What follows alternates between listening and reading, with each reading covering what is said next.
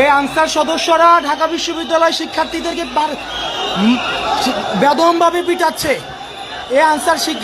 এই আনসাররা ঢাকা বিশ্ববিদ্যালয় শিক্ষার্থীদেরকে, ঢাকা ইউনিভার্সিটি এসেছিল তাদেরকে,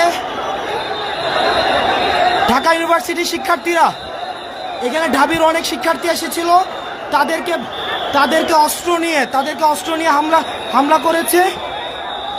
আমাদেরকে সকাল থেকে ঘিরে রেখেছে, আমাদেরকে আবদ্ধ করে রেখেছে, সকাল থেকে আমাদেরকে ঘিরে রেখেছে। এই যে আনসার সদস্যরা,